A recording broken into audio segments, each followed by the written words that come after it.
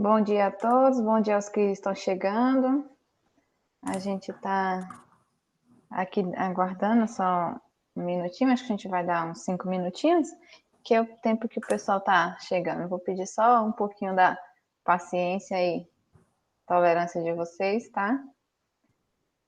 De antemão já agradecer aos que já estão, que o professor Bruno, que está ali já com a gente também, prontamente atendeu, né? Aceitou o nosso convite para estar colaborando.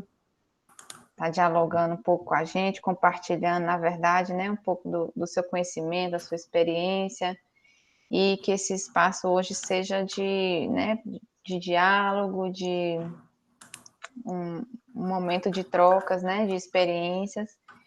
Eu espero que a ideia é essa, é a gente poder estar trazendo temas que são pertinentes e que venha a colaborar, né, para esse momento que a gente está vivenciando, de pandemia, de trabalho remoto e de muita coisa, né? Na verdade, muitos sentimentos, muitas mudanças e transformações. Então, eu deixo aqui meu bom dia a todos e vamos dar só um minutinho e a gente começa, tá? É o tempo que vocês se acomodam, pegam uma água, para tentar ficar mais confortável para todo mundo. A minha água aqui é por conta da voz. Eu não sei vocês, mas esse clima louco de 12, 13, 14 graus de madrugada e 34, 35, meio-dia, acaba comigo. É verdade. Minha saúde vai embora. Oscila bastante. Aí a gente Aí eu tem fico que aqui estar se com cuidando. própolis, com água. Tá ótimo.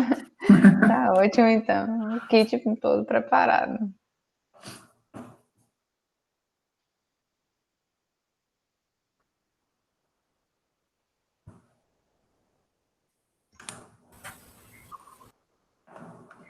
Para quem de repente está participando pela primeira vez, né? Esse é o segundo ciclo de palestras, né? Em saúde ocupacional e qualidade de vida. Nós temos um formulário que foi elaborado para estar fazendo a confirmação de participação, mas ao final do evento a gente compartilha com vocês aqui pelo chat, onde vocês podem clicar e fazer a confirmação. Pelo chat também é possível pedir para se inscrever, pedir a fala, mas fiquem à vontade, né, professor Bruno, para poder, se quiser, ligar o microfone, a câmera, conversar, perguntar, o espaço é para isso mesmo, né? Então a gente espera que realmente seja bem profícuo, bem produtivo para todos. Então nós já estamos aí, né? Já passamos uns 5 minutinhos que a gente tinha previsto. A gente vai passar para o professor Bruno. Antes eu vou fazer a apresentação. Ele que é professor, né, da casa, professor da UFOB, tem formação em psicologia, né, a graduação pela Universidade Federal do Vale do São Francisco, é especialista em saúde pública, mestrado em ciências, né, também pela Universidade Federal do Vale do São Francisco, a Univasf. Atualmente é doutorando pelo Programa de Pós-Graduação em Saúde Coletiva da Universidade Federal do Espírito Santo, em parceria com a UFOB, né, entre a UFES e a UFOB, e docente aqui da casa atuando na área de saúde coletiva, epidemiologia, saúde mental, planejamento e gestão em saúde.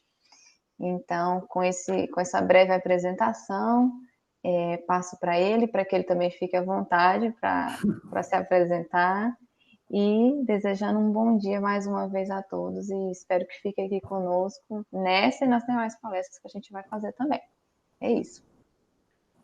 Ok, bom, primeiro, bom dia então a todos e todas, né? Agradeço a apresentação, agradeço também o convite. Para mim é um prazer poder estar auxiliando, mediando a discussão, não é? Como já foi dito, não encare esse momento como uma aula, nem me deixem aqui, né, falando no computador. Quem quiser perguntar, interromper, discordar, né, colocar um ponto de vista, trazer algum exemplo, fiquem à vontade, não é? não é um momento terapêutico, né? Então, algumas experiências pessoais, elas podem, a gente pode conversar em algum outro momento, né? Mas não é um ambiente adequado para também estar expondo, porque não é terapia em grupo. Mas quem quiser também, né, trazer alguma experiência nesse sentido, fiquem à vontade, certo? Eu falo mais no sentido, assim, de não se expor e não ter um resultado terapêutico, né, esperado, tendo em vista que, né, é possível terapia em grupo, mas não é o momento nem um momento propício para, né. Na minha apresentação aí foi dito, né, a minha formação acadêmica. Eu agora no doutorado, eu tenho estudado, né, ansiedade, depressão e qualidade de vida, especificamente em idosos, mas tenho lido, pesquisado, né, bastante sobre transtornos ansiosos, né, e ansiedade. E aí a ideia é que a gente possa dialogar um pouquinho. Eu trouxe um material aqui de apoio, um slide, com algumas informações teóricas, mas de novo, né, interrompam, perguntem, fiquem à vontade aí para, né, para concordar, discordar, tirar dúvidas, tá certo? Se tiver alguém aqui também no grupo, tem 14 pessoas, né, que queira contribuir também, né, por já estar pesquisando ou trabalhando na área, fiquem à vontade. Falando em trabalhando na área, né, a minha formação, minha graduação é em psicologia, mas eu não estou no momento com o CRP ativo por conta da dedicação exclusiva na universidade, né, então trabalho exclusivo como docente, pesquisador, né, e não faço atendimentos, né. Então, eu vou tentar aqui projetar a apresentação.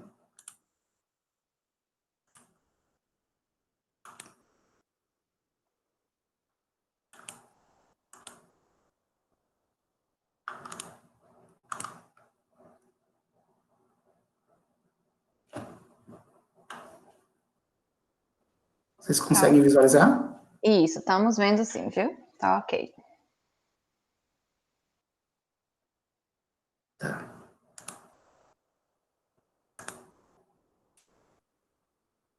Ok, bom. Qualquer dificuldade, eu peço um help aqui. Então, o intuito hoje, né, é dialogarmos um pouquinho sobre o manejo da ansiedade e redes de apoio. Eu vou tentar definir o que é ansiedade, né, falar um pouquinho do manejo da ansiedade e falar um pouquinho, no final, sobre redes de apoio, né. Vamos lá. Eu trouxe uma imagem aqui para problematizar, contextualizando, né, principalmente o fator que tem feito com que crises de ansiedade e depressão disparem no mundo todo. Se já havia uma preocupação, né, relacionada à saúde mental no mundo, a pandemia de Covid fez com que essa preocupação dobrasse, vamos dizer assim, né? O Conselho Federal de Psicologia, por exemplo, tem feito um mapeamento, né, e dito que no Brasil, pelo menos depressão e ansiedade, as notificações, né, dos serviços de saúde, elas têm preocupado, porque já eram altas e agora, com a pandemia, houve um salto. Mas o que é que tem acontecido? Por que a pandemia tem ocasionado isso, né? A maioria das pessoas tem sentido raiva e frustração, né, pela perda de autonomia e de liberdade. Aqui em Barreiras, por exemplo, a gente tem enfrentado parcialmente isso, né? A limitação em relação à circulação, horários, né, de toque de recolher, limitação em relação ao acesso a alguns serviços, então isso acaba gerando raiva e frustração, medo, né, várias pessoas, inclusive, se sentem acuadas quando tem um diagnóstico positivo, né, por medo de serem estigmatizados, e tem relatos também, né, de pessoas que foram agredidas ou culpabilizadas por terem transmitido, por terem sido diagnosticadas, né, positivamente, sentir-se impotente em proteger as pessoas próximas.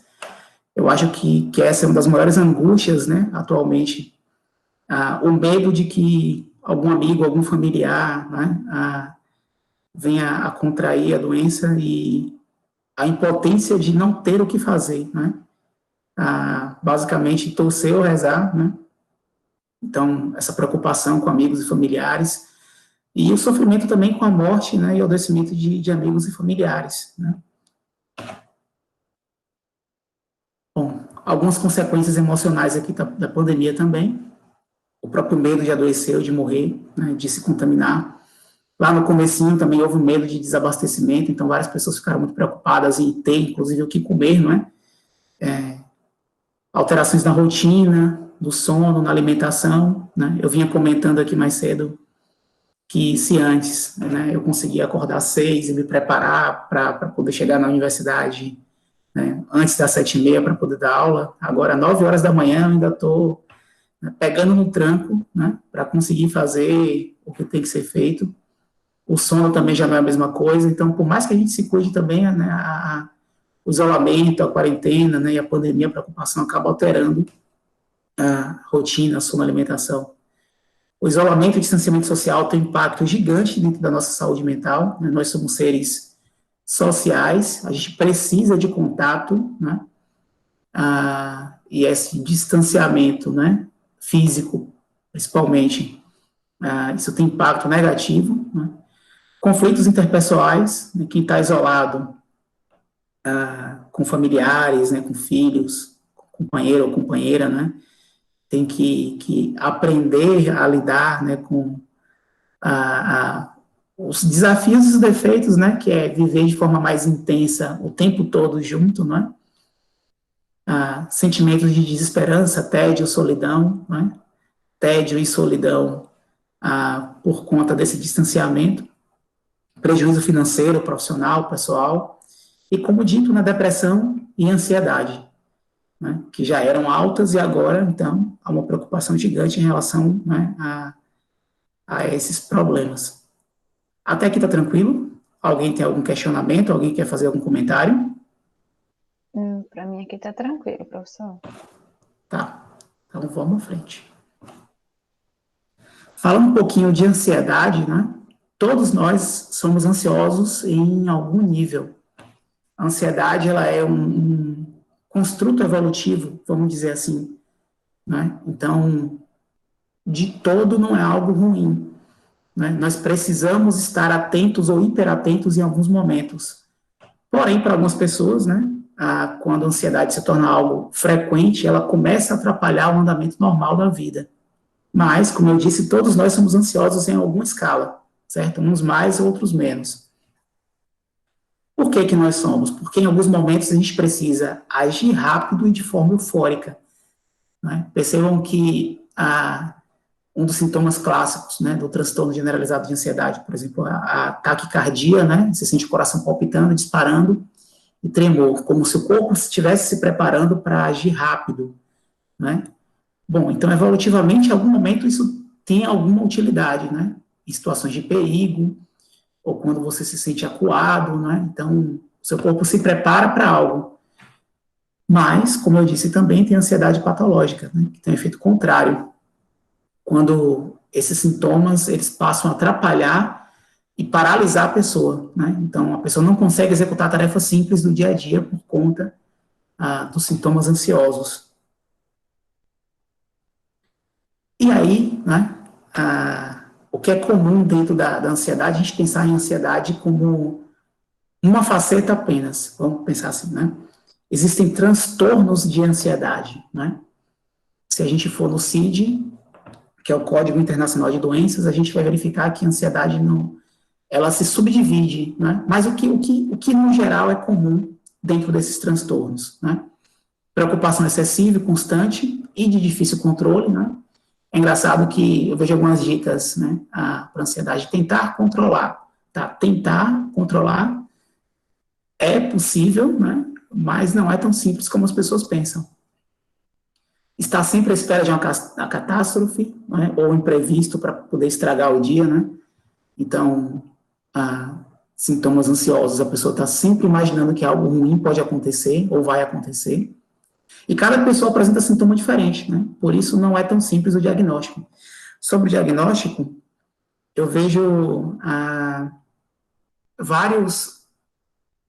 Deixa eu tentar tomar cuidado com o que eu vou falar, assim. vários diagnósticos controversos, vamos dizer assim, né? Médicos que em 4, 5 minutos, né, com perguntas bem simples, conseguem chegar a um diagnóstico e uma prescrição, mas não entendem ou não buscam entender direitinho, né, que tipo de transtorno ansioso é que está acontecendo, se de fato, né, é algo patológico ou é algo contextual, momentâneo. Então, o diagnóstico de ansiedade também não é algo tão simples assim, certo? E é extremamente complexo quando a gente fala que um profissional apenas, em uma consulta apenas, em alguns minutos, conseguiu chegar a esse diagnóstico. Né? Eu tenho um amigo, né, que o contexto de trabalho dele é um contexto bem estressante, e sempre que ele está no trabalho, ele tem alguns sintomas, né, clássicos. E aí ele passou em um clínico, e o clínico, numa consulta de 10 minutos, conseguiu, né, diagnosticar ele com um transtorno de ansiedade e prescreveu a medicação. Eu falei, aí, olha, sem questionar o colega, né, eu acho que é importante continuar investigando e continuar averiguando o que de fato está acontecendo, né, e se o tratamento proposto, qual é o objetivo, quando que você vai começar, quando que você vai terminar, e não é apenas, né, achar que por ter uma medicação e ter um diagnóstico agora as coisas vão se resolver, e não é assim, né? Não é tão simples assim. No Brasil, né, a prevalência de ansiedade é de 9% em crianças e atualmente é de 15% para adultos. Então, 15% dos brasileiros, né, têm diagnóstico de transtorno de ansiedade. Isso é muito, né? O Brasil é um dos países com a maior prevalência. Em um estudo que eu fiz em 2017, eu identifiquei que estudantes dos cursos de saúde, por exemplo, essa prevalência sintomatológica, certo? Que eu não fiz diagnóstico, pode chegar a 40%. 40% dos nossos estudantes com sintomas ansiosos, né? O que é um absurdo, né? Tem um trabalho de conclusão de curso também de uma aluna da medicina, né, que eu tenho auxiliado, a professora Juliana Baldin, que está orientando, está tentando investigar também como que é a prevalência em servidores, professores, né, e a gente vai ter uma ideia também. De modo geral, a distribuição, né, de sintomas ansiosos entre os sexos é equivalente, mas alguns transtornos, né, específicos são mais comuns em mulheres. E aí vem aquela história que eu já li, inclusive em artigos na literatura, falando assim, a mulher é o sexo frágil, por isso ela é mais suscetível à ansiedade. Olha isso, né? O que é que vocês acham disso? Alguém quer comentar? Em pleno século XXI, não sei, né? Eu acho questionável, não sei. A colega Jarina até comentou ali que esses números que o senhor trouxe, né, de prevalência no Brasil, a partir da pandemia, isso deve mudar, né? Infelizmente, a gente deve estar, se for reavaliado, a gente deve ter índices até maiores, né? Sim, sim. Inclusive, há uma necessidade, né? Eu tirei aqui. Vocês conseguem, continuam vendo aqui o slide? Eu tirei para ver o Sim, chat. sim, só tá um pouquinho menor, mas tá vendo. Ok. Possivelmente, né, depois da pandemia, a gente vai ter estudos aí mostrando, inclusive, as consequências, né, para a saúde mental, né, desse contexto. Bom, mas eu falando sobre esse último aspecto que eu trouxe, né, eu queria destacar que a mulher não é o sexo frágil, não existe isso de ser mais suscetível por ser mulher, né. O que outros estudos têm apontado é que a mulher ela tem uma carga, uma cobrança ou uma sobreposição de atividades e por isso ela se torna mais vulnerável, né? Então, imaginem que dentro do contexto pandêmico, ter que trabalhar, cuidar da casa, cuidar dos filhos, dar conta de um volume muito maior por conta de posicionamentos e comportamentos machistas, né, da sociedade. Isso acaba acarretando uma pressão maior em cima da mulher e por isso a predominância, né, de sintomas ansiosos e depressivos maior entre as mulheres, né? E não porque ela é mais frágil, pelo contrário, porque ela é mais pressionada do que os homens. Bom, eu trouxe aqui algumas características de alguns transtornos, como eu falei, a ansiedade, ela não é uma doença, não é ou uma patologia para a psiquiatria, não é única, ela se subdivide, então temos transtornos de ansiedade, um deles, né, segundo o Código Internacional de Doenças, o CID, é o transtorno de pânico. Diferente dos outros transtornos de ansiedade, o transtorno do pânico, os sintomas vêm de forma intensa, né? E rápida, vamos dizer assim, relativamente rápido, né? A sensação de sufocação, de morte iminente, né? Você sente o coração batendo forte, taquicardia, tonteira, sudorese, o suor frio, né? Tremores nos membros, sensação de perda de controle, frio na barriga, dor de barriga. E normalmente os sintomas do pânico surgem em contextos em que você não está esperando, não está aguardando, né? Então, diferente de um outro transtorno que eu vou falar mais à frente, né, que é o transtorno de ansiedade generalizada, o de pânico, você pode estar, por exemplo, na fila do banco e os sintomas surgirem, né? Em 10 minutos eles irem embora. E atrapalha muito, né, a rotina e a vida, né? Esse transtorno. O transtorno de ansiedade social ou fobia social, né, que é muito comum também. Eu vejo muitos estudantes com características desse transtorno, né? Tremores, sudorese, né? A pessoa fica vermelha, dificuldade de se concentrar, dá aquele branco, o coração também dispara, você sente palpitações, tonteira, sente que o mundo vai, né, tá girando, sensação de desmaio. Isso é muito comum, quem tem esse tipo de transtorno, quando tem que falar em público, por isso que eles chamam também de fobia social, né? Apresentar trabalhos, ou falar em alguma reunião, né? Ou falar em uma situação em que você vai ficar exposto, visível, né? É um outro tipo de transtorno de ansiedade aqui, bem comum, como eu falei, né, no ambiente universitário. O transtorno obsessivo compulsivo, que também está dentro de né, da categoria transtorno de ansiedade. Características aqui, pensamentos, imagens e impulsos que ocorrem de modo repetitivo, intrusivo, ou seja, você não escolhe, né, o pensamento ele surge, usualmente associado com ansiedade, né, e é incontrolável. Né? Você não consegue controlar, apesar de saber que isso não é, né, totalmente anormal. Um exemplo disso, né? Pessoas que imaginam, né, ou pensam que por ter tocado em algo vai se contaminar com Covid, e aí lava a mão 3, 4, 5 vezes, né, chegando a ferir, inclusive, a mão, né? Isso é um tipo de transtorno, né, obsessivo-compulsivo, né, dentro dos transtornos de ansiedade. E o mais comum, né, que a gente chama vulgarmente como ansiedade, né, que é o transtorno de ansiedade generalizada. Diferente lá do pânico, esse aqui tem características que são mais extensas, né? Os sintomas, eles não surgem de uma hora para outra, né? Eles vão acontecendo e você sabe bem o que compreende com o tempo o ciclo deles, né? A característica que é de expectativa apreensiva, preocupação exagerada, inquietude, cansaço, dificuldade de concentração, irritabilidade, tensão muscular, insônia e sudorese. É engraçado que quando eu leio essas características, né, eu acho que 70%, 60% dos meus colegas professores, né, e servidores têm características parecidas, né, em determinadas situações.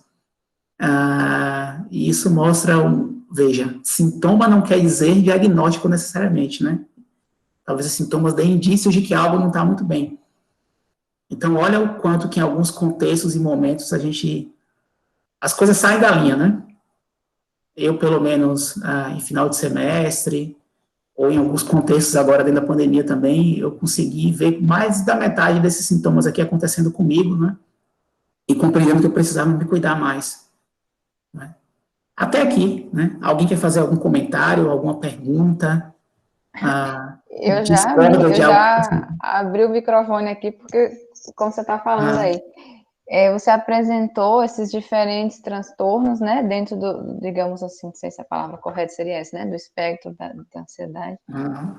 Mas, assim, e aí? Aí, como é que a gente fica nessa situação? Porque, como você falou, parece assim que eu consigo perceber aqui vários aspectos, vários sintomas mesmo, como que a gente percebe, como que a gente lida, se eles podem, digamos assim, coexistir, né? Não sei se a palavra seria essa.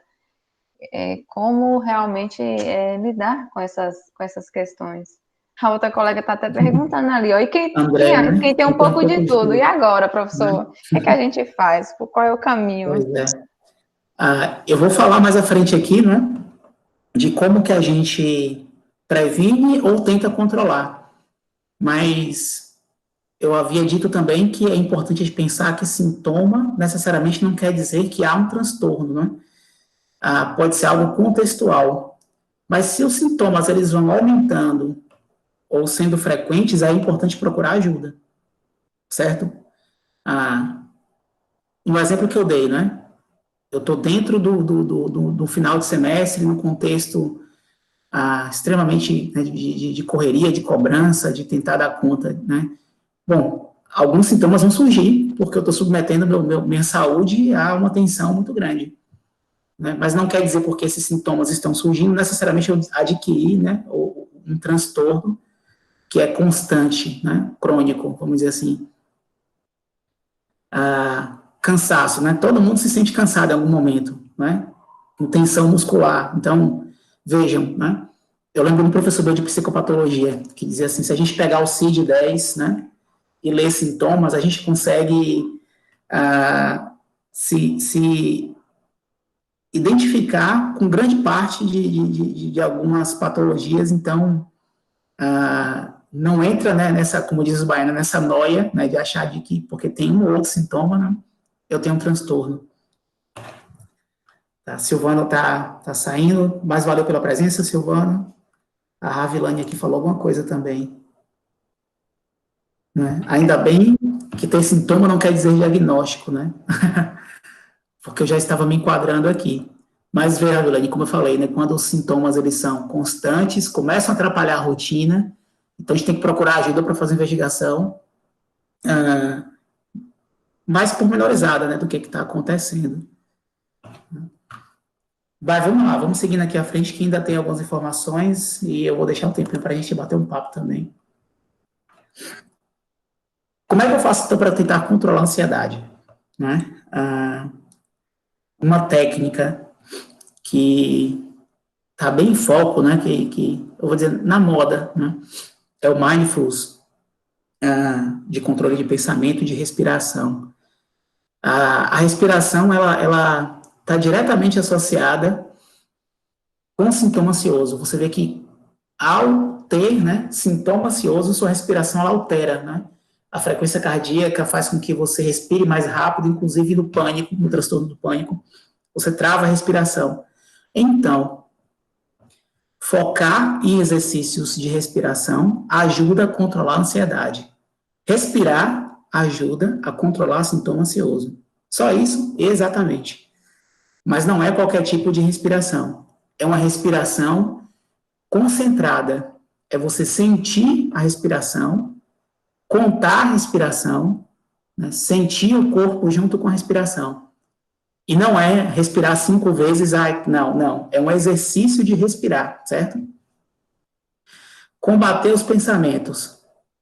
Se alguns pensamentos disparam sintomas ansiosos, então eu tenho que pensar em estratégias de como evitar que esses pensamentos cheguem de forma intrusiva, né, sem que eu queira. Aí, como é que eu faço isso? Aí é um outro desafio. Inclusive, a psicoterapia ajuda muito nesse sentido, né? Quais são as estratégias que eu posso desenvolver para evitar, por exemplo, que um pensamento que eu sei que vai me deixar mal, né, surja do nada. Fazer exercícios de visualização. Já perceberam que pensamento altera o que a gente sente no corpo? Eu vou dar um exemplo simples. Vocês, por algum motivo, né, estão pensando ou tiveram um sonho erótico. Um sonho que não é algo real, é um pensamento, né, ou algo que envolve, né, ali o inconsciente, né, os processos cognitivos, altera o corpo, um pensamento que altera o corpo e faz com que você fique excitado ou excitada. Olha só, então, o quanto que os pensamentos são capazes de alterar nossa fisiologia. Então, exercícios de visualização em que eu me coloco ou penso em lugares agradáveis, situações agradáveis e prazerosas, tem um efeito contrário dos pensamentos intrusivos que eu quero combater. Não sei se vocês conseguem compreender, então. Se eu, por exemplo, gosto muito de praia, e eu me coloco no exercício de visualizar, né, que eu estou deitado numa cadeira de praia, tomando sol, escutando o som do mar, não é? E tentando relaxar. Isso vai ter um efeito, sim, na minha fisiologia, né? Procurar distrações ou hobbies, né? Estar ciente do pânico aqui, do momento da crise, né? E me preparar para essa situação, e não me cobrar tanto, porque às vezes né, as crises de ansiedade, elas acontecem, a pessoa se cobra, os familiares cobram também, né? Aí dá aquela sensação de fracasso, porque não consegue controlar, né? Organizar o dia, a rotina é extremamente positiva, no sentido de evitar, né, sintomas ansiosos. Não precisa ser organizado no nível virginiano, né, como dizem, mas ter metas, né, do que vai ser feito, não necessariamente também de horários engessados, né? Evita trabalhar com horários, trabalha mais com metas do que tem que ser feito e do que precisa ser feito, e respeita seu limite também, né? Ô, professor, só voltando Pode um dizer. pouquinho ali, quando o senhor falava, né, das técnicas aqui, a questão da respiração, por exemplo. Aí a Jarine pergunta, essa respiração, se ela tem relação com a diafragmática, ou se faz diferença para a respiração diafragmática. Acho que foi isso que ela quis dizer. O que Isso, seria essa então, respiração, né? isso. Como você falou que é Existem um dos várias técnicas de principais. respiração, Jarine. Eu, particularmente, gosto muito, né, da respiração diafragmática, mas, assim, técnicas existem várias, né? Mas eu acho que, para não confundir a cabeça né, de quem está participando, vamos dizer assim, respirar profundamente, sentir o ar entrando, sentir o corpo durante a respiração, certo? Quem se interessar, né, em exercícios mais complexos, ou exercícios que têm outras matrizes teóricas, é importante buscar um apoio técnico mesmo, né, de alguém que possa conduzir, né, inclusive. Tem respirações, a respiração alotrópica, por exemplo, né, ela é uma respiração que é conduzida, né, por alguém, né. Então, existem várias técnicas, né, a respiração diafragmática, ela é legal, existem outras também, mas respirar, né, não é respirar de forma inconsciente, respirar de forma intencional, e sentindo, né, o corpo durante a respiração. Não sei se eu conseguir responder, Jarine. Deixa ela ver se ela sinaliza. E aí, Jarine? Isso, ela deu um ok. Ok, deixa eu botar um própolis aqui na... Eu estava falando aqui que a garganta tá bem legal com esse clima oscilando. Toma uma aguinha. Então, vamos lá. Vamos lá. Pessoal, fique à vontade para comentar, discordar, certo? A yoga e a meditação são duas técnicas também que são muito interessantes, né, no controle da ansiedade. Às vezes a gente fica pensando assim, mas isso é charlatanismo. Não. Tem vários estudos, muitos estudos, meta-análises que provam que yoga e meditação auxiliam no tratamento. O que é muito complicado é eu pensar que uma técnica apenas, ou um recurso terapêutico apenas, vai dar conta de tudo sozinho.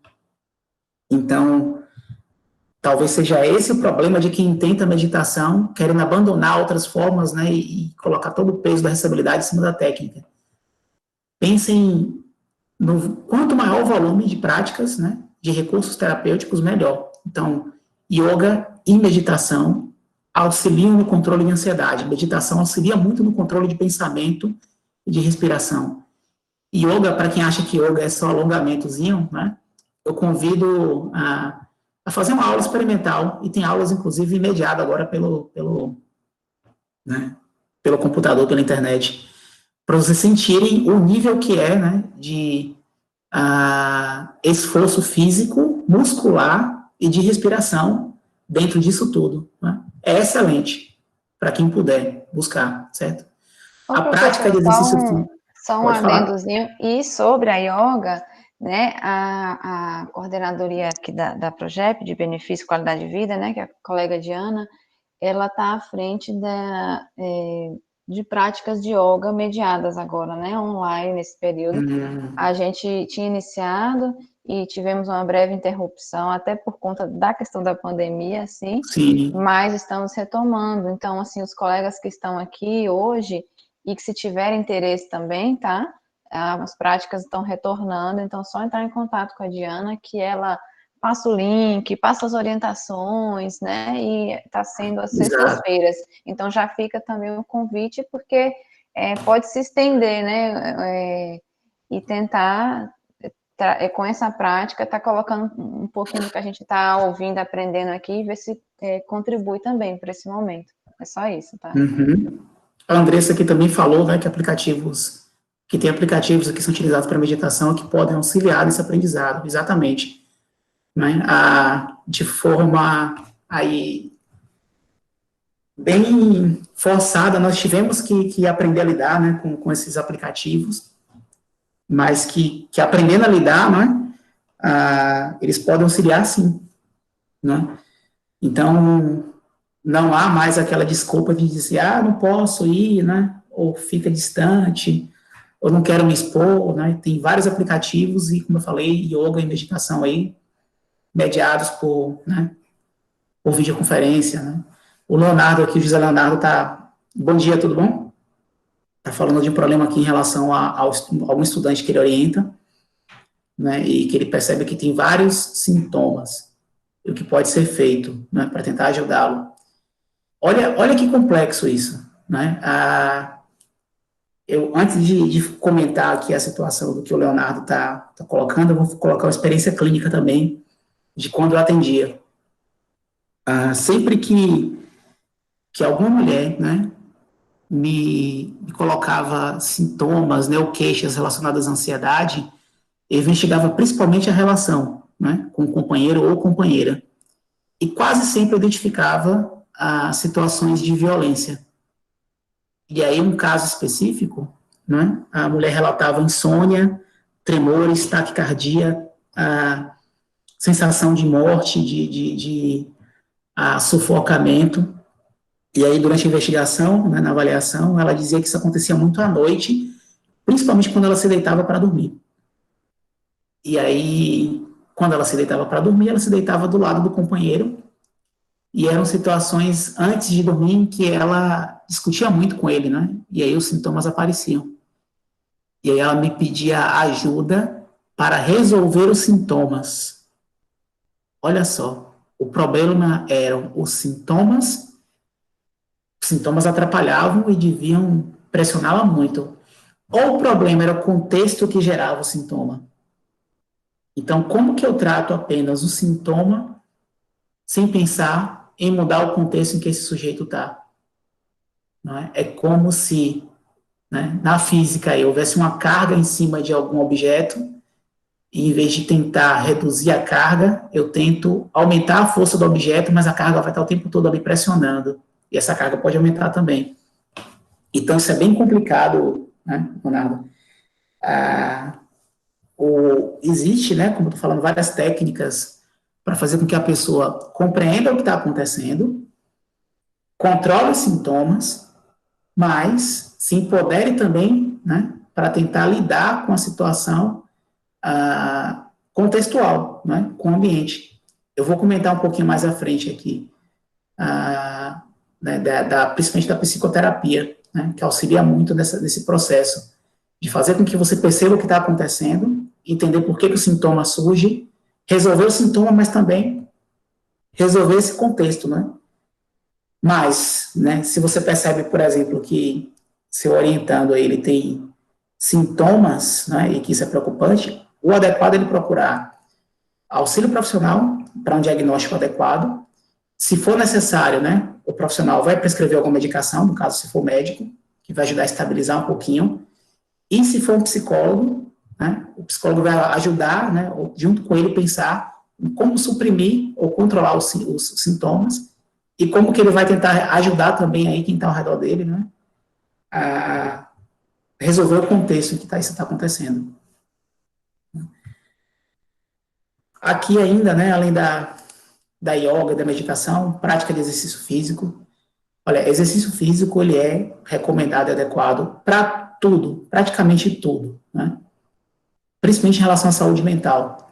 Aí, o que tem a ver fazer atividade física com saúde mental? Tudo. Nosso corpo, ele é um sistema integrado, não existe mente sem corpo e corpo sem mente, né? Aquilo que a gente sente é mediado pelo corpo. Então, se o corpo está bem, né, a nossa mente vai responder de forma também positiva. Ter atividades de lazer, dormir bem, evitar o consumo de drogas lícitas e ilícitas, evitar, ver que eu não estou aqui, né, endemonizando o consumo de drogas, né? Uma vida sem consumir drogas lícitas ou ilícitas é extremamente rara, né? Evitar. Ah, como assim? O consumo excessivo de bebida alcoólica aumenta a predisposição para sintomas ansiosos. Eu lembro que atendi certa vez, né, um rapaz que fazia uso recreativo de cannabis, de maconha. A maconha potencializa, né, sintomas de quem tem síndrome do pânico. Em alguns contextos, né, ela serve como ansiolítico, né, mas para outros casos ela dispara também, ela é gatilho para sintomas de pânico. Então, assim, tem drogas e drogas, né, mas o ideal é evitar o consumo, né, e a utilização de medicação como uma possibilidade, né. Eu vou falar um pouquinho da medicação, mas vejam, para que essas técnicas, né, de controle de ansiedade funcionem, é necessário repetição, né, assim, fiz 1, 2, 3 dias e vai ser suficiente e os sintomas vão desaparecer milagrosamente. Não. Rotina, repetição, certo?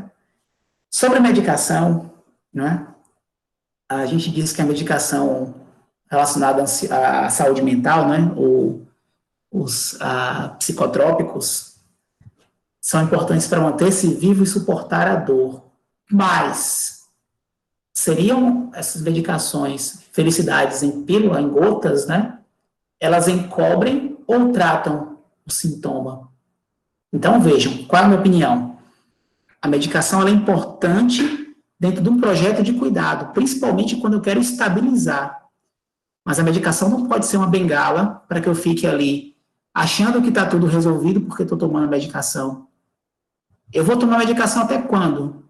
E ela, por si só, vai resolver os problemas que fazem com que os sintomas surjam, como, por exemplo, o Léo ali, né, o Leonardo deu exemplo do aluno dele, como eu dei o exemplo da mulher que eu atendia, né?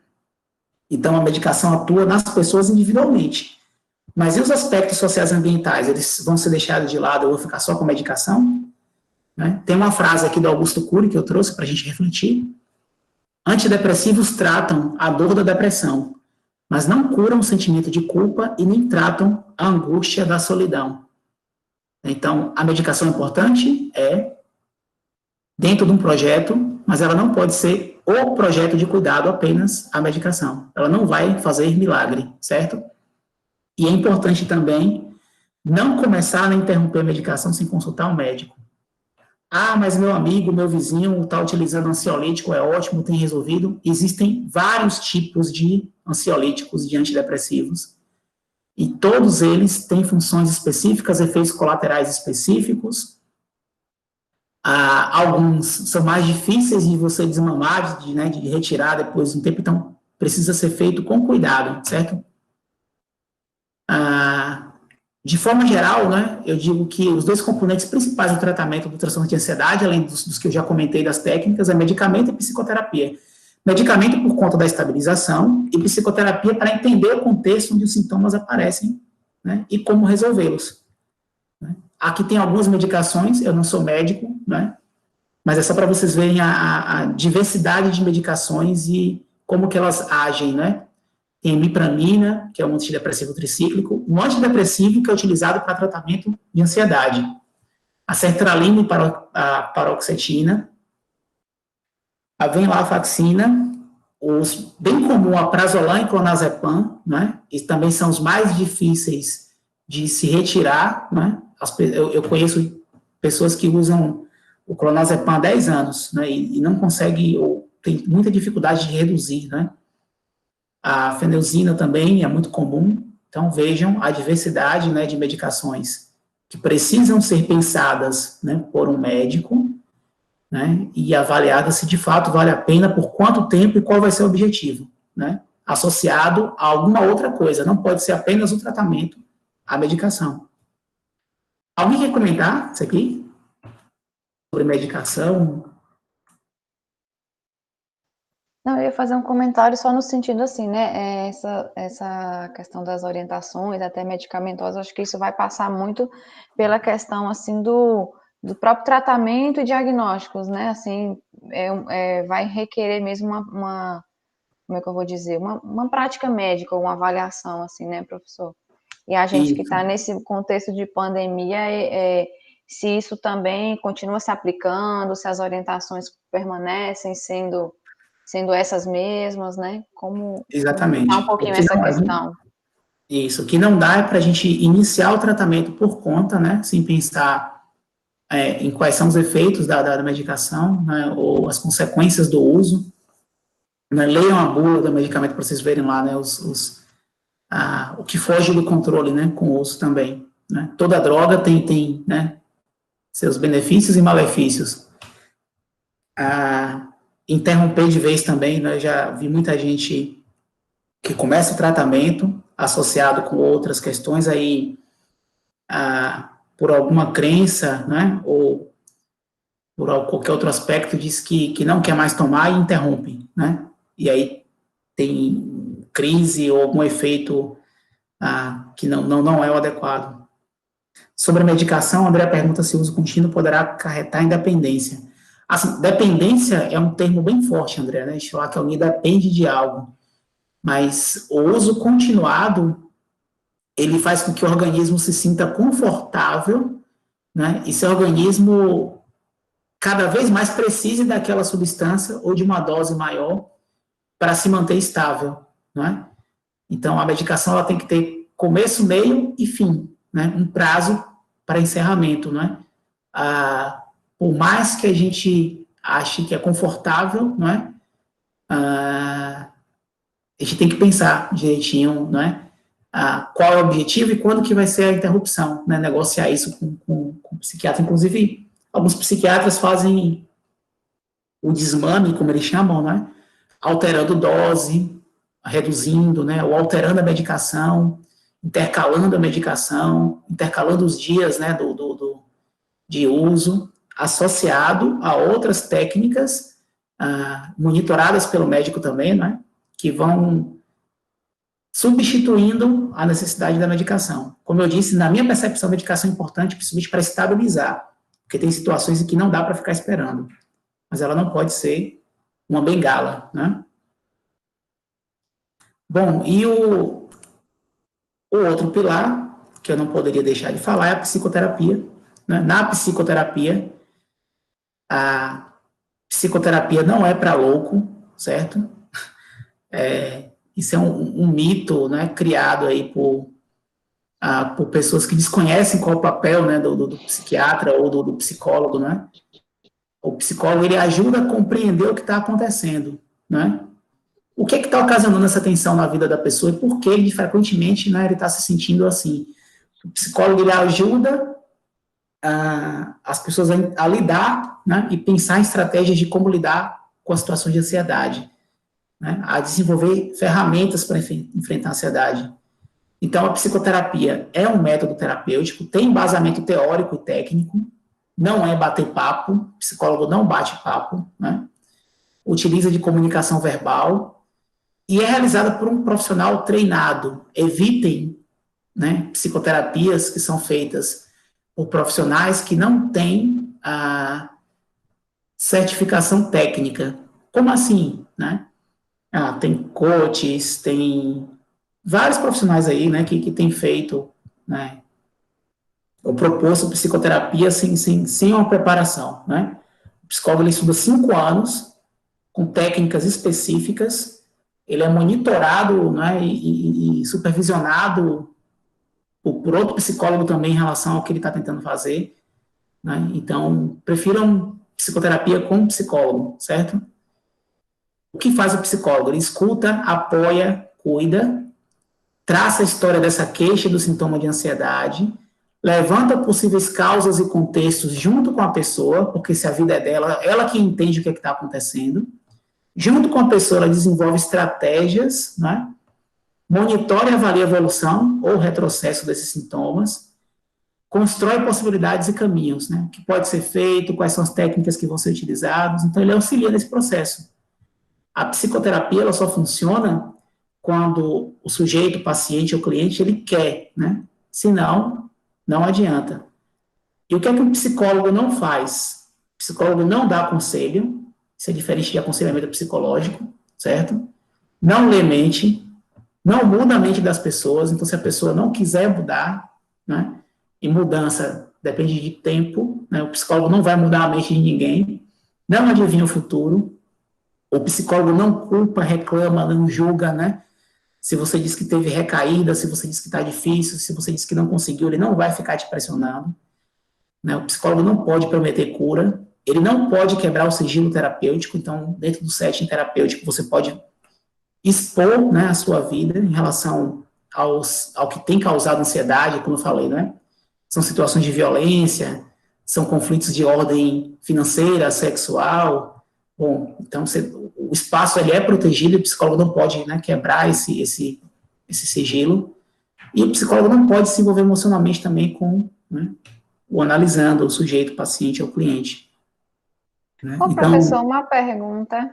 E pode dizer. assim, claro que não quero comprometer assim, né, as discussões, mas assim, e uma correlação entre assim terapias, digamos, não convencionais, né, as chamadas também terapias holísticas e essa Sim. relação no trato da ansiedade, assim, o senhor teria alguma orientação, Ah, alguma opinião a respeito, assim, que poderia estar isso. compartilhando com a gente? Então, as psicoterapias, elas tratam de questões relacionadas à mente. Existem mais de 250 psicoterapias, né? E as terapias, é diferente, terapia é tudo aquilo que propõe cuidado, são várias. Eu gosto muito das terapias que são descritas na Política Nacional de Práticas Integrativas e Complementares, a PNPICS. Aí entra fitoterapia, homeopatia, acupuntura. Né? Por quê? Porque elas têm uma matriz teórica, ah, que traz alguma explicação, não é? Algumas têm comprovação, e elas exigem também que a pessoa tenha algum curso, né, ou tenha alguma experiência para poder aplicar. Mas elas são muito legais e muito importantes. A acupuntura, por exemplo, né, é excelente no tratamento de ansiedade. Né? E qual é a relação da acupuntura? Agora, olha a explicação. Né? A acupuntura trabalha com acupontos, com pontos de energia no corpo, com chakras. É uma matriz teórica muito diferente do que a gente está acostumado no Ocidente, né? Fitoterapia também, né? Tem chás, né? Aí, né? Acho que os mais difundidos, né? Chá de camomila, chá de cidreira, tem. Então, infinidade de recursos terapêuticos que podem ser utilizados. Já a psicoterapia é aquela que é mediada pela comunicação, né? E aí é essa que eu estou sugerindo que seja preferencialmente com um psicólogo, certo? Mas psicoterapia pode ser feito por um psicanalista, por um psiquiatra, por um padre, por um filósofo, por um pastor, né? Interessante você colocar isso aí, porque para diferenciar e também acho que fica um pouco mais claro.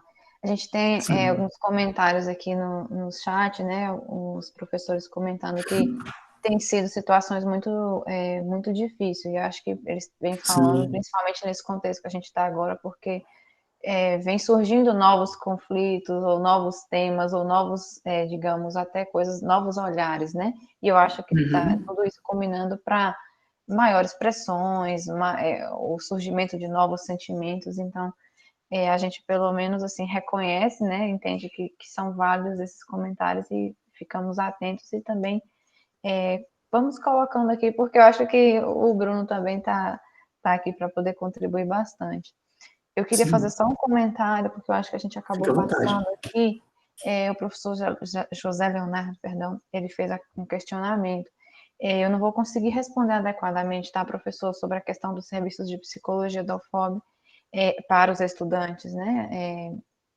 Eu só orientaria a entrar em contato direto com a Secretaria de Assistência Estudantil, assim, para que eles possam pelo menos estar orientando como estão sendo feitos, de que forma que pode ser feito esse apoio nesse momento que a gente está, porque eu sei de algumas ações, alguns projetos que estão em andamento, assim, rodas de conversa, algumas coisas nesse sentido. Então, não sei se seria exatamente isso, o que ele está apresentando, mas pelo menos para fazer esse contato para que os colegas possam estar orientando o que vem sendo feito, o que pode ser feito, né? Porque eu acho que é um momento geral para toda a nossa comunidade que está tentando se adaptar e lidar da melhor forma, é o que eu visualizo, assim.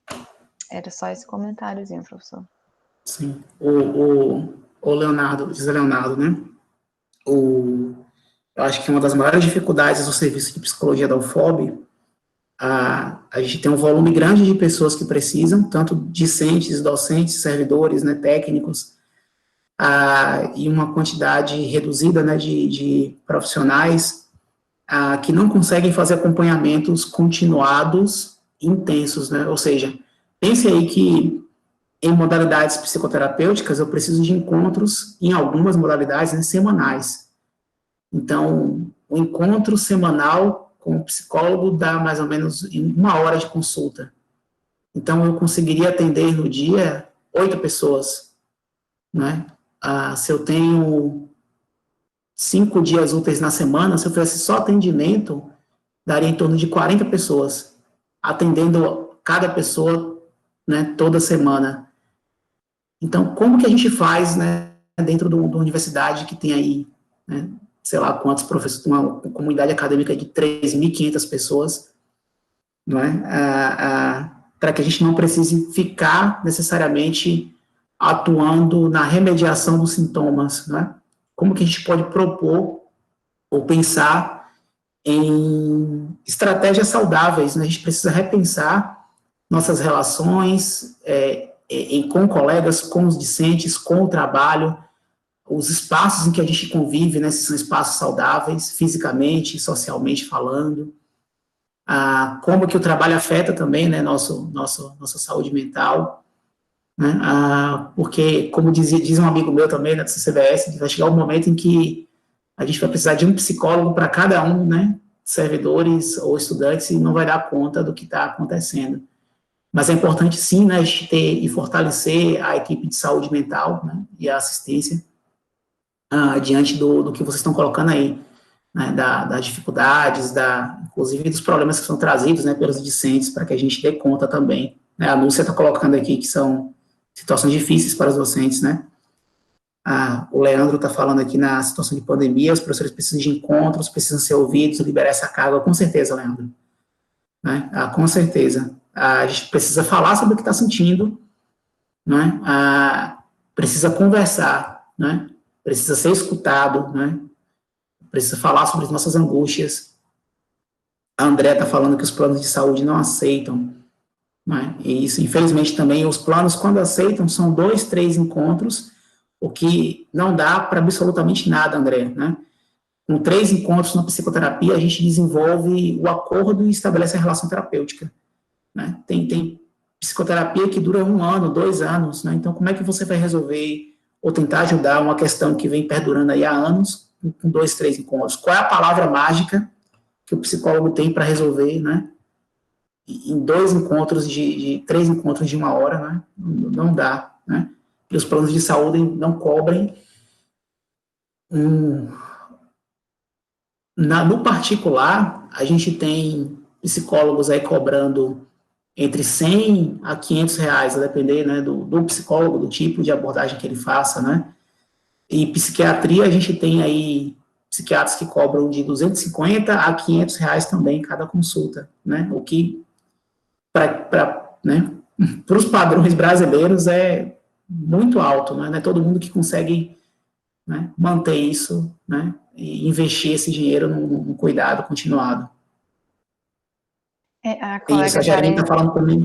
isso, ela fez um comentário, eu achei interessante também, que eu acho que entra na linha ali do autocuidado, né, assim, tem essas questões que você comentou, né, a gente sabe que são dificuldades muitas vezes, né, e também essa questão que vai entrar na linha do autocuidado, né, então como a gente ir encontrando e lidar com essas estratégias e ferramentas para ir conseguindo um Sim. pouquinho e dedicar essa atenção, esse cuidado Sim. para a nossa saúde mental. Uhum. Eu escutei de uma colega, Jarine, né, ela dizendo que ela achava muito caro pagar, né, R$ 150 em uma consulta psicológica, ou, se necessário, 2 consultas no mês, né, pagar R$ 300. Aí eu falei, poxa, você paga numa festa de camisa 400, R$ 500, né, e você tem condições de pagar e não quer investir isso para cuidar de você. Então, o que é mais caro, né? O que é caro? É caro você continuar sentindo sintomas, se afastando das pessoas, tendo, né, alguns problemas, ou é caro pagar aí, como ela podia, né? R$ 150 na consulta para tentar se sentir melhor, se sentir mais forte, né? Pois é, né? Aí é bem complicado, né? Abordando um pouquinho do que o Leonardo aqui, o Zé Leonardo está falando também, como a minha graduação é em psicologia e eu tenho estudado, né, Leonardo, alguns aspectos da saúde mental, então estou sempre envolvido com algum projeto, alguma palestra, alguma extensão, né, relacionada à saúde mental. E aí eu recebo alguns estudantes que me procuram buscando ajuda. Não foram uma, duas, três, 4 vezes em que estudantes vieram no meu gabinete e me pediram ajuda, né, e uma situação bem grave, um estudante dizendo que queria se matar, né. Esse professor, eu vim aqui porque você é minha última carta na manga. Se você não me ajudar, né, eu já comprei o remédio, eu vou me matar. Aí eu, minha Nossa Senhora, o que é que eu faço? Olha, né? Aí eu fico pensando assim, né, eu estou pronto para esse tipo de abordagem, porque, né, a minha função hoje ela é docente, né? Eu não sou mais psicólogo e não tenho me preparado para lidar com essas situações. O psicólogo se prepara para isso, né? Psicologia não é para quem quer, para quem pode, né? Ah, o que é que eu devo fazer nessas situações? A universidade consegue me dar um suporte também, né? Os serviços, os fluxos que a gente tem, né, vão ser suficientes, a família vai conseguir acompanhar esse estudante. Então, em vários momentos a gente tem se sentido preocupado também, não só com a saúde, né? A gente fica, na verdade, eu acho, né, docentes e servidores negligenciando a própria saúde e focando principalmente na saúde dos estudantes, o que é importante, mas a gente não pode esquecer da nossa saúde também, né? E dos nossos limites. A gente acaba adoecendo, né? E para poder cuidar, a gente tem que estar bem, né? Bom, caminhando um pouquinho mais à frente aqui, para a gente finalizar a apresentação e poder dialogar de forma, né, mais intensa, como que eu posso prevenir a ansiedade, né? Falando de prevenção. Cuidar da alimentação, né? Aí é importante apoio nutricional, né? Gordura, açúcar, café, como eu falei, algumas drogas, né? Bebida. Então, veja que eu não estou falando que é não utilizar, é cuidar, é evitar. E aí o nutricionista, né, pode auxiliar nessas orientações. No contexto atual, evitar o uso excessivo de redes sociais e TV, né? Os noticiários só trazem notícias ruins, parece que o mundo vai acabar, parece que a gente entra numa situação de desesperança com a pandemia, com a política, com tudo que está acontecendo. Então, evita, né? Não é se alienar, é evitar o uso excessivo, né? Evitar a preocupação em excesso. Aí, uma vez eu falei isso para um amigo meu, ele falou assim, é massa, né? Então, estou preocupado aqui, não vou evitar. Não é tão simples assim, né? Mas, quando você tem a possibilidade de não ficar investindo em algo que não merece, não é, de fato, essa preocupação tão intensa, né, isso que eu falo evitar, né? Bom, se há como remediar ou como resolver, então não há essa necessidade de se preocupar excessivamente com algo, né? E se não tem como resolver, também não tem por que me preocupar, porque, né? Bom, se não tem como resolver, o que eu posso fazer, né? Praticar atividade física, participar de eventos em grupos, isso aqui é muito importante. Nós, apesar do isolamento físico, a gente não deve entrar em isolamento social, no sentido de se isolar da família, de amigos e dos grupos que a gente faz parte. A gente precisa manter contato, mesmo que virtual, certo? Cuidar dos níveis de estresse, iniciar uma psicoterapia, né? A psicoterapia, como eu já falei, ela auxilia você a identificar o que está acontecendo e as estratégias de como lidar com situações de ansiedade. E aqui são algumas dimensões que auxiliam também, né? Podem ser utilizadas para a gente pensar em recursos que auxiliam no controle da ansiedade. Espiritualidade, religiosidade, lazer, amigos, né? Questões ambientais aí de onde você vive, do seu conforto, dos seus hobbies, né? Cuidar da saúde. Então, tem vários aspectos que podem ser pensados para a gente ter um equilíbrio e uma saúde mental, né? Como que eu posso apoiar alguém com ansiedade? Primeiro, ouvir sem julgar, né? Se a pessoa se dispôs a conversar contigo, porque está, né, ansioso ou ansiosa, evita ficar julgando. Como assim? Dizendo que a pessoa é fraca, que ela precisa de Deus, dizendo que isso é besteira, dizendo, né? Escuta, né? Se mostra atento, escuta o que ela tem para falar e evita julgar, evita culpar ou cobrar, né? Porque às vezes as palavras podem causar mais dor. Imagine que a pessoa vem dizer assim, eu estou muito ansioso porque eu acho que minha família pode pegar, né? Meu filho pode ter Covid, e você diz, que besteira, né? Deixa disso, né? Criança, quando tem, não acontece quase nada. Poxa, mas você não tá no lugar do outro para sentir o porquê, né? Que ela tá com esse tipo de pensamento. Então, evita culpar ou cobrar a pessoa. Incentiva para que ela busque por algum tipo de terapêutica, tratamento, certo? E que busque um profissional de saúde, preferencialmente um psicólogo ou um psiquiatra, né? Que possa auxiliar nos sintomas. Demonstrar que você está disposto a ajudar, né? E aí, estar disposto é estar disponível, né? Dizer assim, qualquer coisa me procura. Aí, quando a pessoa procura, você não quer atender, ou não quer, né?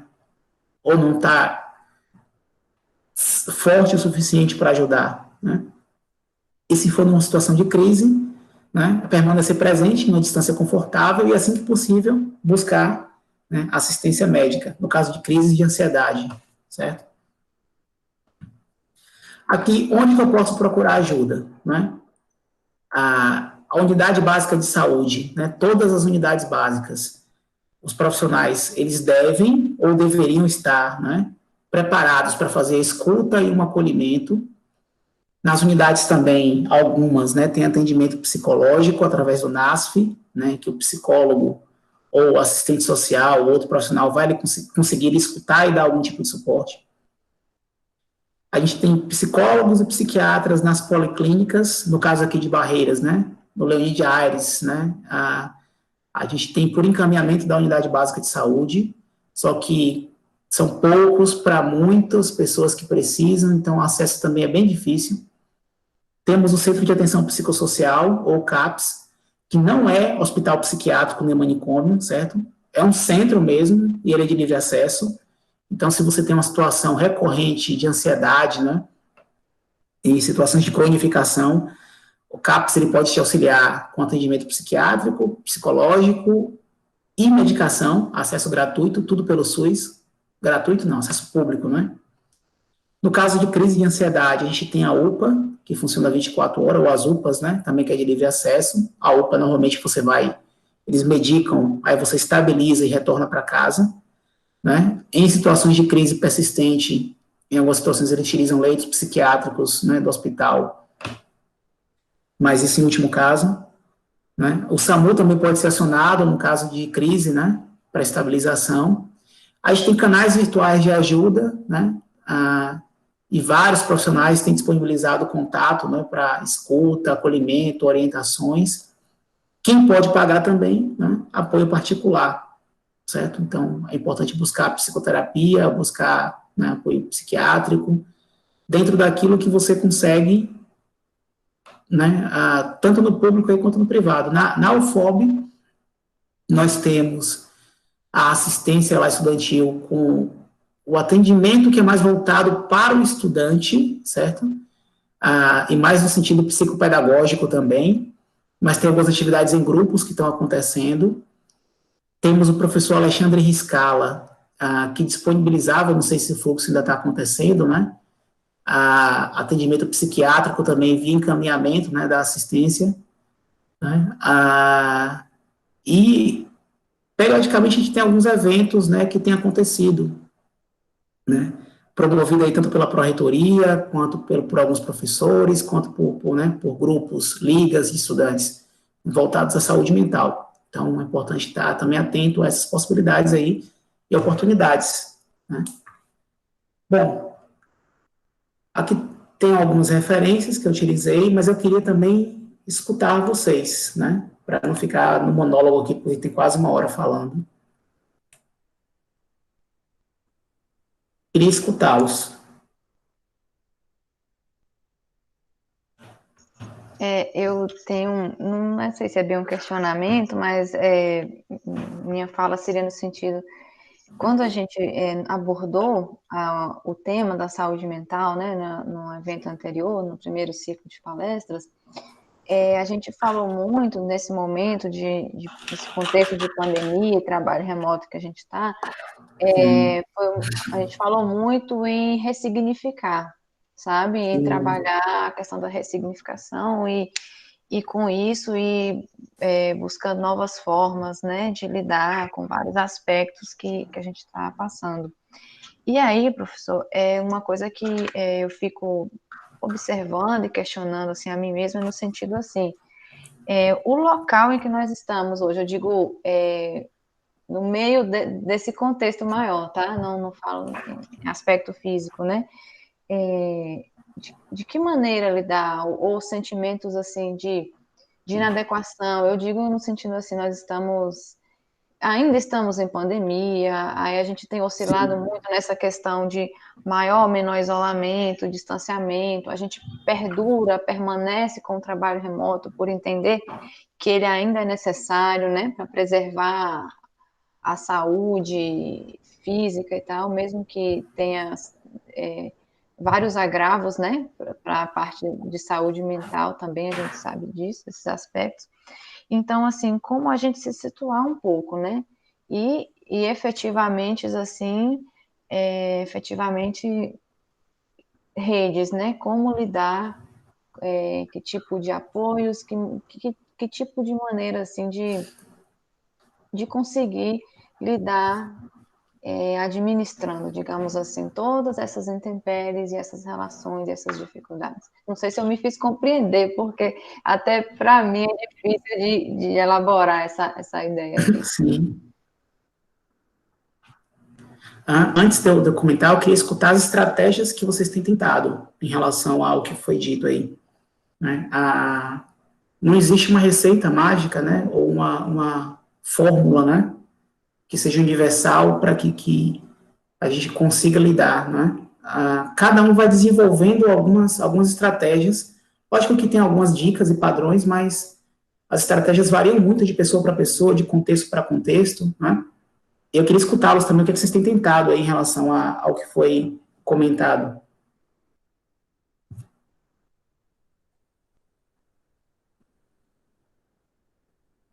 Acho que o pessoal está meio acanhado, mas por favor, fiquem à vontade, gente. Liguem os microfones, as câmeras, vamos compartilhar um pouco.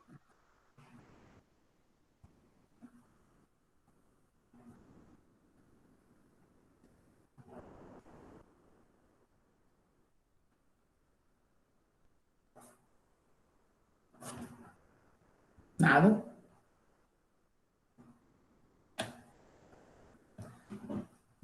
A Jarine tem tentado meditação. Isso. E aí, Jarine, compartilhe mais com a gente.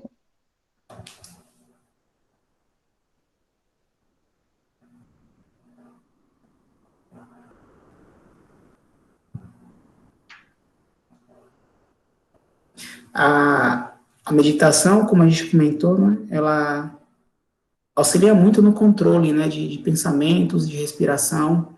É um exercício de concentração, né? E, como foi dito, o exercício de ressignificação dos sentimentos, né, passa também por esse exercício de controlar pensamentos que alteram sentimentos. Então, a meditação ela é fundamental.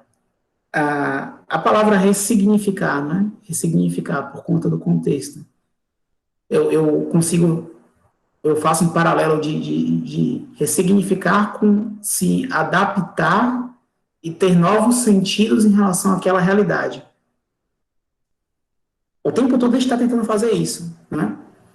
Só que esse pensamento resiliente de lidar com dificuldade, criar estratégias e superar essas dificuldades, né, é um exercício diário, mas que nem sempre a gente consegue lidar ou fazer de forma tão intensa ou de forma tão clara.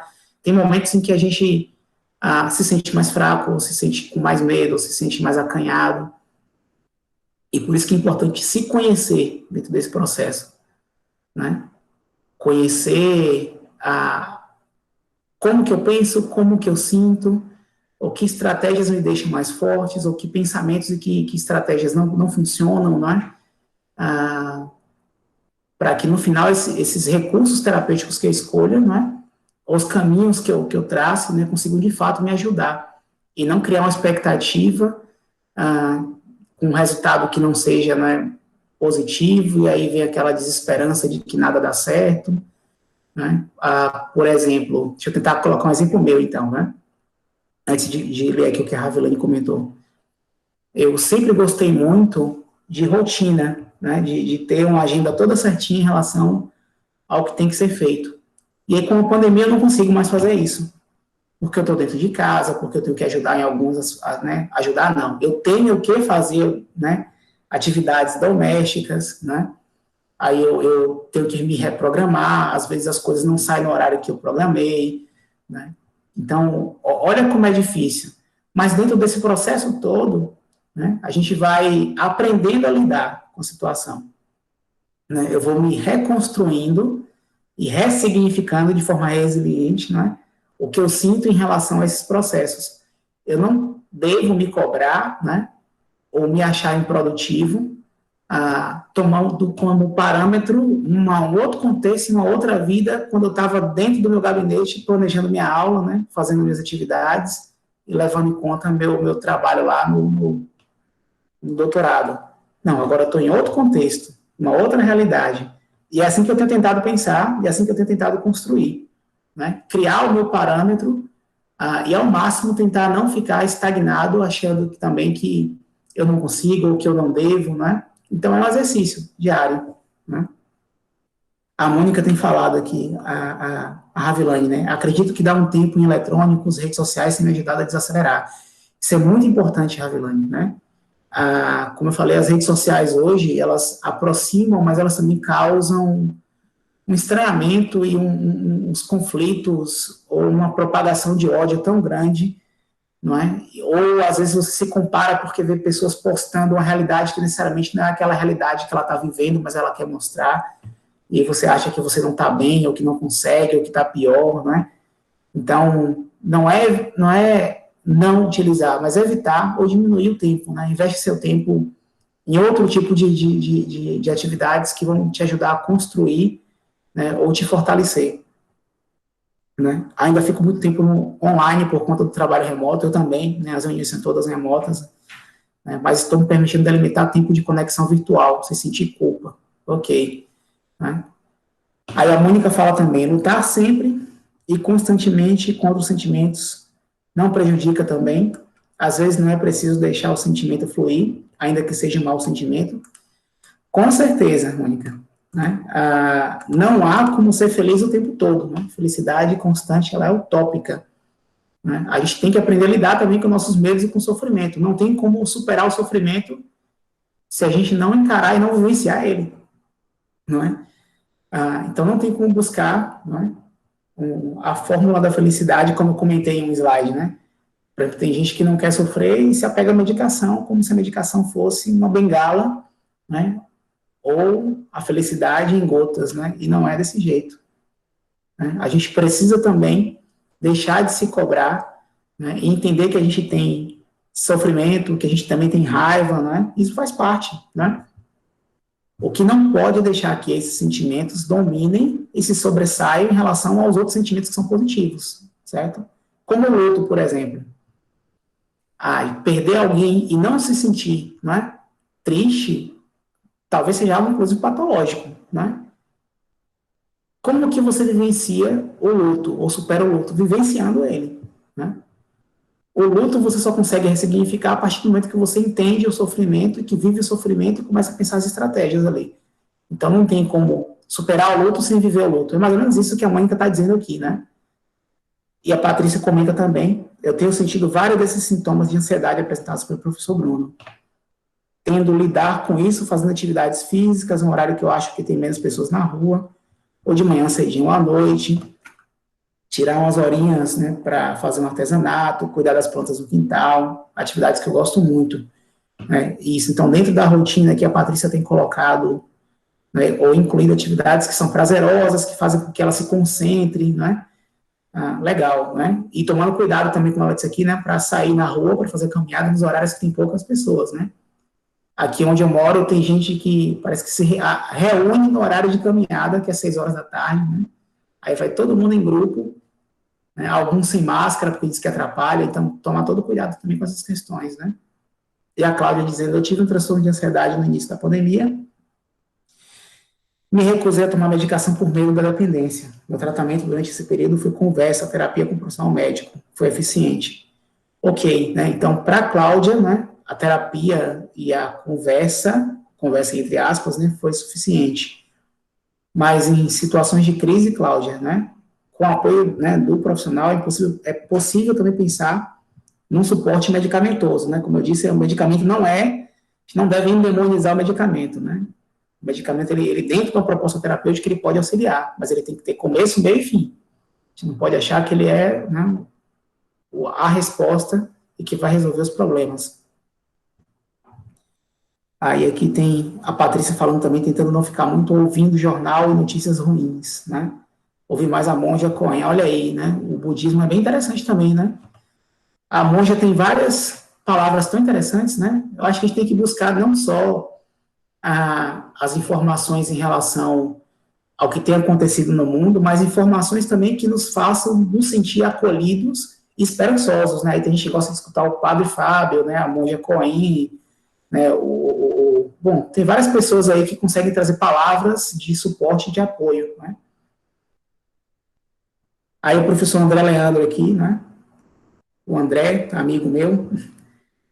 Obrigado, André. Ele parabeniza pela excelente palestra, diz que, e pede que eu comente um pouco sobre as atitudes que podem ser tomadas quando se observa que alguém próximo apresenta sintomas ansiosos e depressivos, né? Ele observa que muitas vezes as pessoas dizem, foca em coisas positivas, você não tem motivos para tanto, né? Por aí vai. Então, é aquilo que eu comentei, André.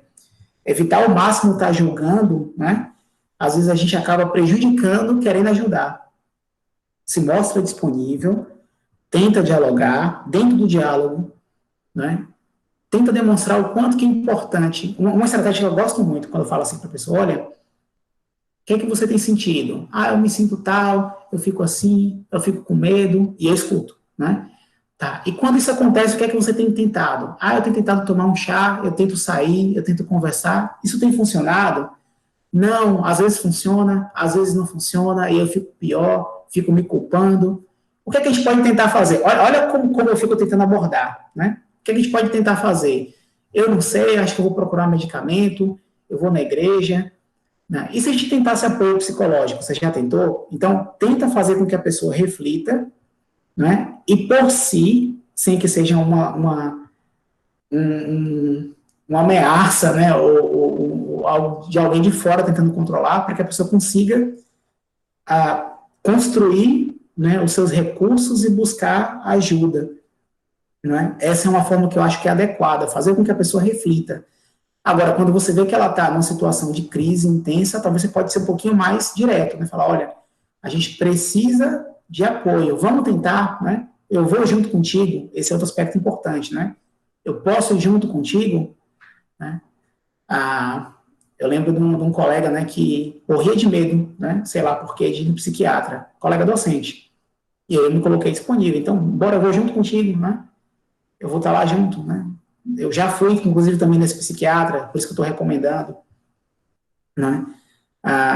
Mas é isso, André, né? Tentar não pressionar demais, tentar estar próximo, criar estratégias e argumentos para que a pessoa reflita e não se sinta desesperançosa, né? E ver que tenha possibilidades e buscar ajuda, certo? Um psicólogo é importante por isso, porque ele já tem técnicas e estratégias de como fazer com que a pessoa ali, ele não vai mudar a mente da pessoa, né? Mas ele já tem estratégia de como fazer com que a pessoa reflita em relação ao que está acontecendo. O Leandro aqui está parabenizando, né? parabenizando o Progep, acredito que eu também, legal, né? Acho que a iniciativa da Progep é bem legal nesse sentido, né? De trazer, né, informações e canais para que, né, a gente possa estar dialogando, pensando, refletindo, né? Eu sei que é difícil também, né? Sempre que tem alguma palestra, né? Toda semana tem alguma também que eu participo. Às vezes eu estou cozinhando e escutando, né? Eu não tenho filho ainda, né? O filho tá no forno ali, né? A esposa está gestante, né? Mas imagino que quem tem filho deve ser outro desafio também, né? Poder ter que escutar e estar preparando e mexendo, né? Mas é isso, a gente acaba tendo que buscar nossos espaços e ressignificar os contextos e fazer o que dá para fazer, como consegue fazer, né? Importante não se cobrar, mas também não se sentir desesperançoso e pensar em estratégias, né? E eu falei demais, eu queria escutar, eu estou lendo e falando muito aqui.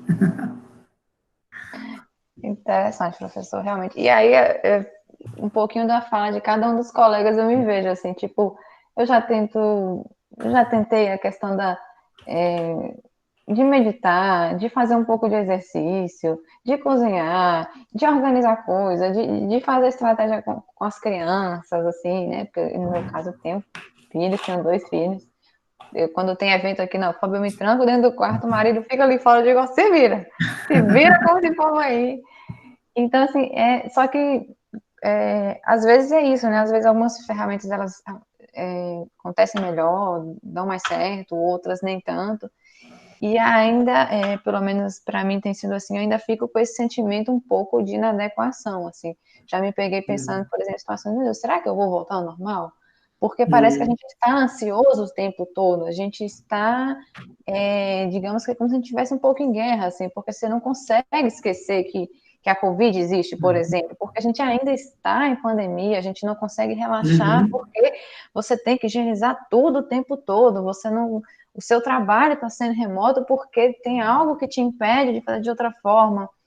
Então, assim, sabe, é nesse sentido que venho externar, porque eu imagino que tenham colegas que pensem e sintam isso, e a gente acaba, assim, precisando de um auxílio, né, de formas de pensar e buscar, assim, estratégias, né, pessoais, profissionais. Sim. Então, e até, não sei, né, como vocês visualizam, mas e essas redes de apoio nossas, assim, questão de familiares, outros tipos de relações interpessoais, assim, né? Não sei, se você tem mais orientações, assim, para a gente lidar com essas questões, sabe? Porque eu acho que ainda mais cedo eu estava conversando com uma colega, antes de começar a palestra, ela falou, Jorge, olha, para mim ficar em casa não é um problema. Não tanto quanto, às vezes, fazem outras pessoas sofrer mais, né? Isso não é um problema, mas as relações interpessoais, nunca imaginei que seria tão difícil. E ele fala a verdade, assim, então, sabe, como a gente efetivamente, sabe, pode tentar melhorar esses aspectos. Sim, né? Eu comentei que os conflitos eles se ampliam, não é? Porque vem todo o processo, como eu falei, né, dos medos, que acontecem individualmente, né, gerados no contexto da pandemia, e aí você está diante de outras pessoas reclusas também, com os seus problemas, seus medos, suas questões, né, e os conflitos são inevitáveis. Eles já são inevitáveis em situações normais, né? A gente tem que acabar lidando com os conflitos, e eles se amplificam, não é? Principalmente no aspecto aí dos relacionamentos amorosos, familiares, não é? Eu acredito que a gente, né, espera, né, que quando a pandemia ela vai passar, né, a gente vai sair, não é, de certa forma, talvez não transformado, porque, né, as pessoas elas precisam de um tempo maior, né, para compreender o que acontece, o que aconteceu, mas que a gente vai sair com conhecimento maior em relação ao que a gente sente, o que a gente é, né?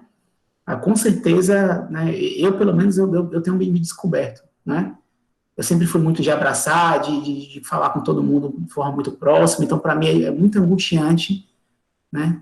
Ter que estar longe, não poder estar próximo, não poder estar convivendo, né, presencialmente. ao passo de que eu também reflito muito em relação ao porquê disso, né? Por que me incomoda tanto, né?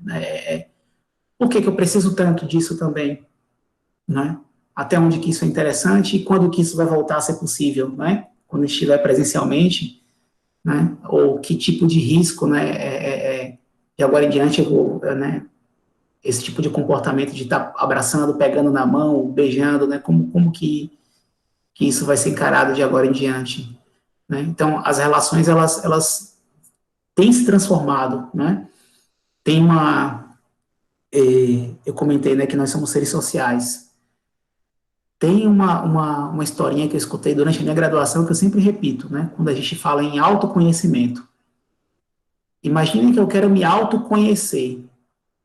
Aí eu me isolo, vou para o alto do monte, né, como fazem os monges, e aí fico lá meditando e pensando por uma semana, sem contato com ninguém. E aí, durante a meditação, eu descobri que eu sou uma pessoa corajosa. Né? Tá, então, eu né, entrei em reclusão para me autoconhecer e vi que eu sou corajoso. Aí eu desci do monte, né, para encarar o mundo. Quando eu desço do monte, na primeira situação que eu me deparo, né, uma pessoa, né, ali agredindo outra, e aí a que está sendo agredida pede ajuda. Aí eu fico com medo. Mas eu não tinha, né, entendido que eu era uma pessoa corajosa. Onde é que foi que eu falhei nisso tudo? A gente só descobre quem a gente é vivendo, convivendo, nos relacionando. As relações, elas mostram quem a gente é. Eu só descubro que eu sou corajoso, que eu sou medroso em situações em que eu sou exigido. Não sei se vocês compreendem o que eu quero dizer. Que eu só me descubro e me construo me relacionando. Então, eu preciso me relacionar, né, para me descobrir e para me ressignificar. Então, se eu estou numa situação de reclusão junto com pessoas da minha família, é nesse momento que eu vou descobrir quem de fato eu sou e quem de fato as pessoas são. E daí vão sair várias percepções, várias ressignificações, vários pontos importantes que você precisa pensar em como mudar ou se deve mudar, porque às vezes você pensa, não, sou uma pessoa calma, muito tranquila, mas agora você está sendo, né, submetido a situações em que você tem que pensar de fato, né, se a calma e a tranquilidade, né, são habilidades mesmo ou se precisam ser trabalhadas, né? Então, perceba que são oportunidades, como eu falei, né, da gente tentar se conhecer, tentar pensar em estratégias, né, e que mesmo que a gente não se transforme, pelo menos a gente vai tem tentado, tem se conhecido um pouquinho dentro desse processo, né, de quarentena, isolamento, né, o convívio intenso, né, ou esse contato intenso o tempo todo, ele não é recomendado em situações normais, né? A gente precisa estar se relacionando com várias pessoas, mas dentro desse processo também é importante a gente utilizar para tentar aprender e pensar nas estratégias, né, de reconstrução e ressignificação.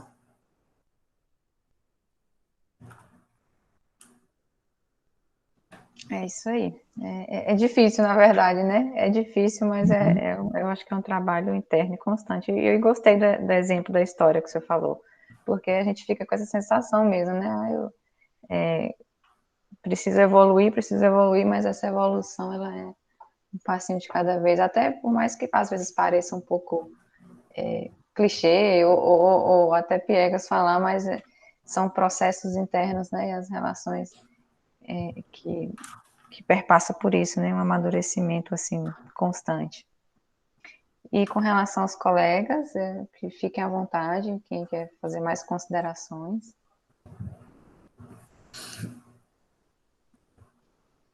É só relembrar, tá, gente? A gente já colocou aqui no chat também o link do formulário de confirmação. A gente pede que vocês acessem, quem não acessou, que acesse ainda, porque é uma forma que a gente encontrou de conseguir acompanhar melhor, né? Como tem várias pessoas participando e entra, sai, né? Então, assim, a gente está aqui acompanhando, mas é uma forma facilita um pouco mais a nossa dinâmica. Então, quem não acessou ainda, a colega acabou de repostar, por favor, acesse.